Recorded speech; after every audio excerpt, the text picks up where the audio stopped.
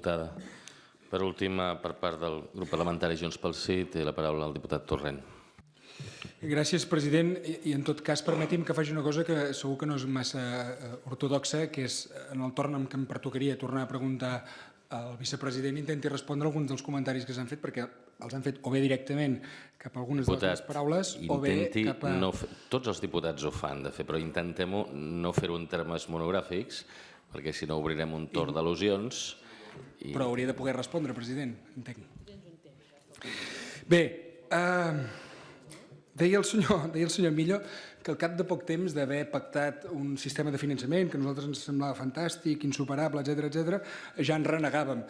Bé, és que probablement al cap de poc temps ja vam veure que l'incomplirien i que, per tant, que un sistema de finançament que havíem pactat, per enèsima vegada, el govern de l'estat espanyol es proposava incomplir-lo. I, de fet, no és nou. Ni era nou llavors, ni és nou des de llavors. Han vingut incompliments sistemàticament. De fet, si el dia que vostès vulguin fer reflexió i anàlisi, no sé si l'han fet ja, en tot cas no es nota, però segur que algun dia el faran, de com el país avui és on és, hi ha una majoria de catalans i catalanes que estan a favor de la construcció d'un estat propi, que estan a favor de la construcció d'una república per Catalunya, trobarà en elements com aquest algun dels factors que han abocat a la gent a plantejar-se la independència del país.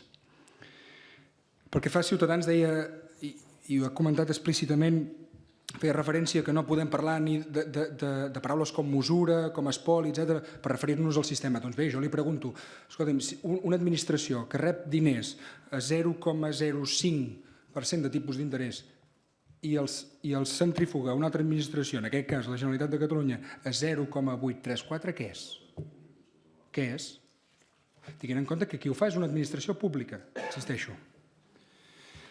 El senyor Ordeig reformulava una mica la consideració que jo havia fet inicialment respecte a la retòrica i la política, i deia que la política sense fets és exclusivament retòrica. Evidentment, hi estem d'acord.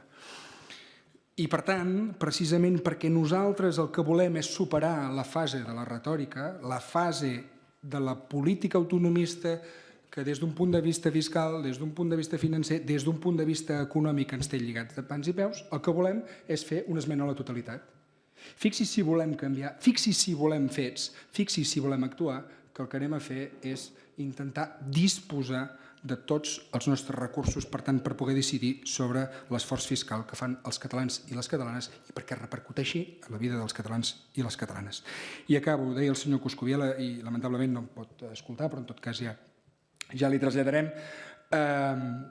deia quin és el plantejament de Junts pel Sí en el futur, en aquest Parlament, veurem a partir d'ara. Escolti'm, Junts pel Sí té un programa electoral del qual va obtenir un mandat democràtic que validava aquest programa electoral, que es va traslladar amb una declaració del 9 de novembre on hi ha un full de ruta, que és el full de ruta que estem determinats a complir els diputats i les diputades de Junts pel Sí. Per tant, què és el que farem els diputats de Junts pel Sí en aquests mesos, en aquests 18 mesos? Doncs el que ja ha estipulat a la declaració del 9N. Per tant, el full de ruta del que ens hem dotat. Per cert, declaració del 9N a l'annex de la qual, i això vull tornar-ho a posar en valor, ho feia també la diputada Reguant, que hi ha un grup de treball, s'ha de crear un grup de treball per parlar dels límits del pressupost de la Generalitat, per parlar del deute de la Generalitat de Catalunya, un annex a la declaració del 9N, que per cert, el grup de Catalunya Sí que es pot no va recolzar i ens hagués agradat molt que hagués pogut recolzar. En tot cas, estic convençudíssim que, aprofitant que es crea aquest grup, podran fer-hi les seves aportacions que segur que seran molt interessants i que seran estudiades no només pel Govern de la Generalitat, sinó també pel grup parlamentari de Junts pel Sí. Moltes gràcies. Gràcies, senyor president.